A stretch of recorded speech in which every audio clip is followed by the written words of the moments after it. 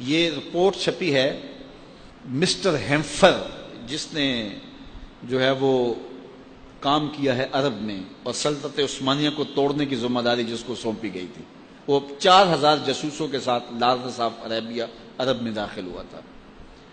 تو جب اس کو یہاں بھیجا گیا عرب میں، تو اس کو جو کام دیا گیا کرنے کا، ذرا غور کیجئے چالیں کتنی باریک ہوتی ہیں۔ تو مسٹر ہیمفر نے اپنی یادداشتیں مرتب کی، لکھی، اور آج بھی وہ کیلیفورنیا کی یونیورسٹی کے اندر وہ تھیسس موجود ہیں، پڑے ہوئے ہیں۔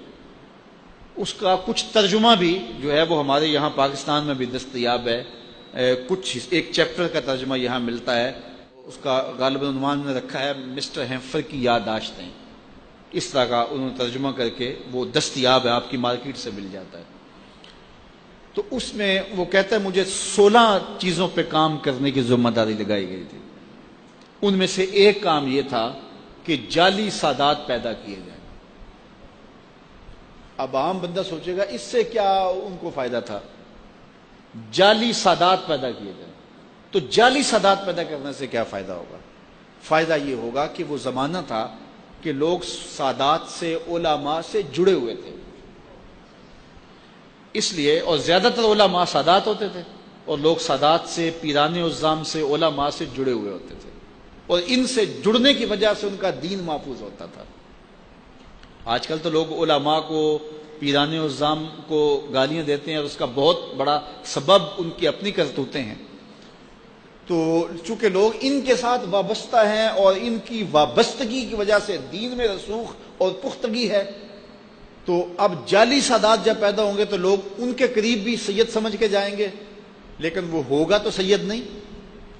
تو ظاہر ہے کہ جب لوگوں کی محبتیں ملیں گی، پیسہ ملے گا، عقیدتیں ملیں گی، لوگوں کے گھروں میں آنا جانا ہو جائے گا، تو چونکہ اس کا خون تو خون رسول نہیں ہوگا، تو ایسی حرکتیں کرے گا کہ پھر لوگ بدظن ہو جائیں گے۔ تو جب ان سے بدظن ہو جائیں گے تو پھر دین سے بدظن ہو جائیں گے، اور ایک سے بدظن ہو جائیں گے تو باقیوں سے بھی ہو جائیں گے۔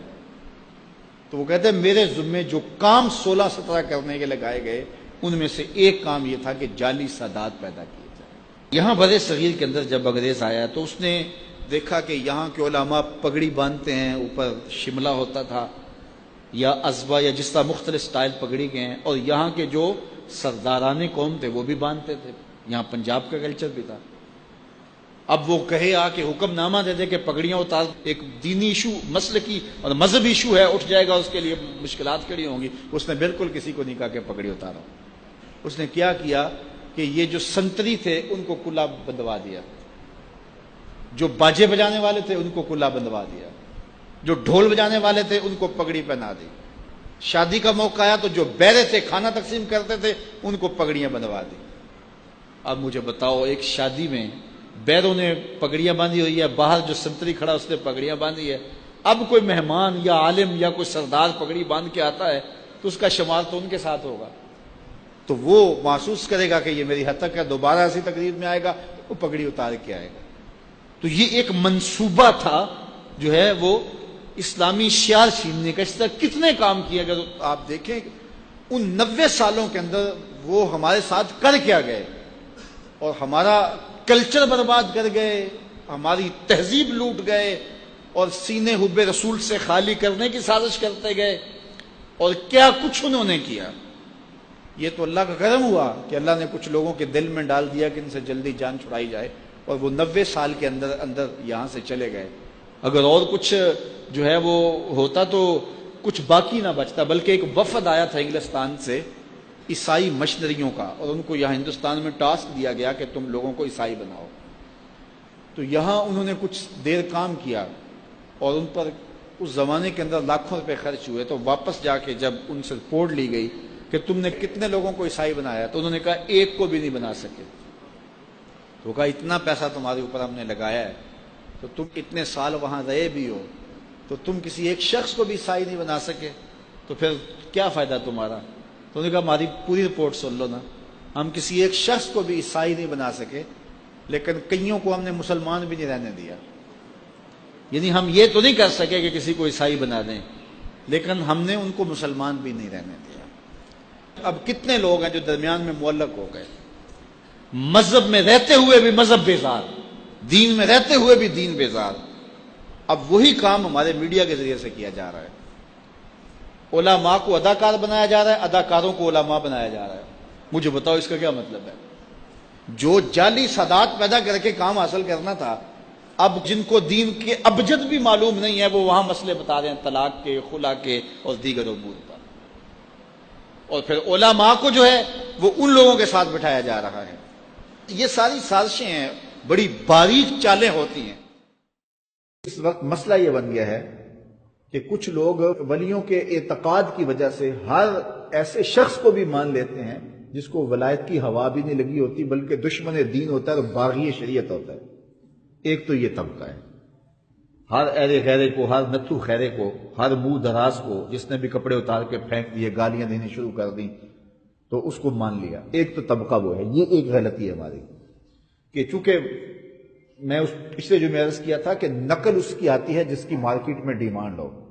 کبھی آپ نے لوہے کی نقل نہیں دیکھی ہوگی، سونے کی نقل ہوتی ہے۔ تو جس چیز کی مارکیٹ میں ڈیمانڈ ہو، جس کی کوئی قیمت ہو، اس کی نقل آتی ہے۔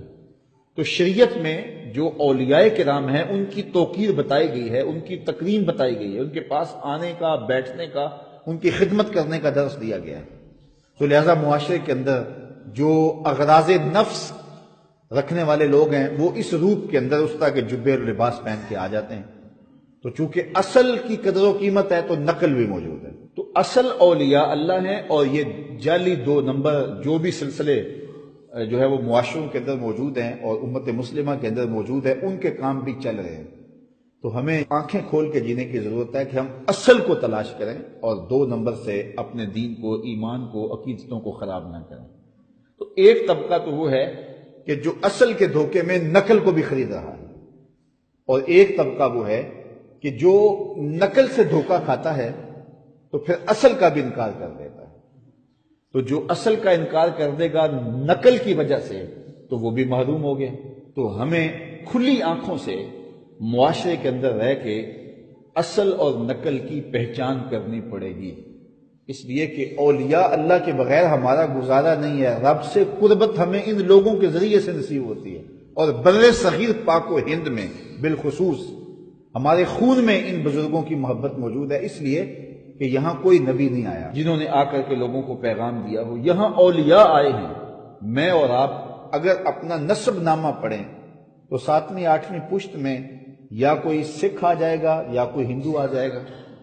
تو ہمارے نسب ناموں میں جو ہے وہ آخر میں یا ہندو آتا ہے یا سکھ آتا ہے، تو پھر آج ہم خیر سے مسلمان ہیں تو یہ صدقہ ہے داتا گنج بخش علی حجویری کا، یہ صدقہ ہے حضرت خواجہ معین الدین چشتی اجمیری کا، یہ صدقہ ہے شیخ احمد مجدد الفسانی کا، یہ صدقہ ہے حضرت بابا فرید گنج شکر رحمۃ اللہ تعالی علیہ۔ تو ہمارے آباء و اجداد کو جو اسلام ملا ہے وہ ان بزرگوں کی وجہ سے ملا ہے، اس لیے جو وفادار خون ہوگا وہ کبھی بھی ان بزرگوں کا باغی نہیں ہوگا۔ لیکن جو بغاوت پھیل گئی ہمارے معاشرے میں اور بزرگوں کے بارے میں بات کچھ لوگ ڈٹائی سے کر بھی دیتے ہیں، تو اس کی وجہ یہ ہے کہ 2 نمبر اور جعلی مال موجود ہے، اور لوگ ان کو دیکھ کے سمجھتے ہیں شاید پرانے بزرگ بھی ایسے ہی ہوں گے، یا یہ کوئی شریعت کے متوازی کوئی دین ہے۔ ایسا نہیں ہے۔ اور دوسری جانب یہ ہے کہ بزرگوں کے نام پر ہر اہل غیرے کو حضور کی سنت کا قاتل ہو، شریعت کا باغی ہو، کتے لڑاتا ہو، اور جو ہے وہ بٹیرے لڑاتا ہو، اور آستانے پہ گدی نشین بن کے مچھل شاہ بیٹھا ہوا ہو، اور ہم کہتے ہیں یہ فلاں بزرگ کی اولاد ہے۔ میاں ہم سارے حضرت آدم کی اولاد نہیں ہیں؟ تو سارے نبی کی اولاد ہیں کہ نہیں؟ تو پھر اس بنیاد پر جو ہے وہ آپ اپنی عقیدت اس کے ہاتھ گروی رکھ دیتے ہیں، اور وہ ساری زندگی آپ کی عقیدت سے کھیلتا ہے۔ نگہباں بن کے جو اہل چمن کی آبرو لوٹے، چمن والو عقیدت چھوڑ دو ایسے نگہباں کی۔ یہ سوشل میڈیا کے اوپر کوئی تصویر گھوم رہی ہے جس کے اندر وہ کوئی بدماش قسم کا پیر ہے، بظاہر اس نے جبہ کبا جو ہے وہ داڑھی بھی رکھی ہوئی ہے، اور وہ عورتوں سے بغلگیر ہو رہا ہے اور اس کو پھیلایا جا رہا ہے۔ تو ہمارا اس سے کیا تعلق ہو سکتا ہے؟ کیا رشتہ ہے؟ جو شریعت رسول کا باغی ہے، آقا کریم علیہ الصلوۃ والسلام سے کسی عورت نے مسافہ کرنا چاہا تو حضور نے فرمایا لا اصافح النساء، میں عورتوں سے مسافہ نہیں کیا کرتا۔ تو حضور نے تو یوں ارشاد فرمایا۔ تو یہ پیر کہتا جی میری تو بیٹیوں کی جگہ پہ، بکواس کرتا ہے، جھوٹ بولتا ہے، بیٹیوں کی جگہ پہ ہیں، بیٹیاں تو نہیں ہیں۔ تو یہ شریعت اسلامیہ کا مسئلہ ہے۔ حضرت سعید بن المسیب رضی اللہ تعالیٰ عنہ جلیل القدر تابعی ہیں، آنکھوں سے نابینے تھے، 80-82 سال کی عمر میں زندگی اور موت کی کشمکش میں تھے۔ کوئی ان کا حال پوچھنے گیا، کہا سعید سناؤ کیا حال ہے؟ اللہ کا شکر ہے، شیطان جس روپ میں مرضی آئے میرا کچھ نہیں بگاڑ سکتا۔ لیکن پھر کہنے لگے ہاں اگر عورت کے روپ میں آ جائے تو یہ بڑا اس کا ڈاڈا جال ہے، یہ بڑا مشکل روپ ہے۔ شیطان جس روپ میں مرضی آئے میرا کچھ نہیں بگاڑ سکتا، لیکن عورت کے روپ میں آ جائے تو بڑا مشکل ہے۔ یہ کون کہہ رہا ہے جو 80 سال کی عمر میں ہے؟ یہ کون کہہ رہا ہے جو آنکھوں سے نابینا ہے؟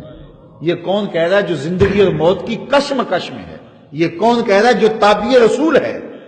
اور یہ ہٹا کٹا پیر بے پردہ عورتوں کے ہجوم میں بیٹھ کر کے جو ہے وہ رقص و سرود کی محفل سجا کے کہتا ہے او میاں میں پیر ہوں، میرا اندر بڑا مضبوط ہے، بکواس کرتا ہے، جھوٹ بولتا ہے۔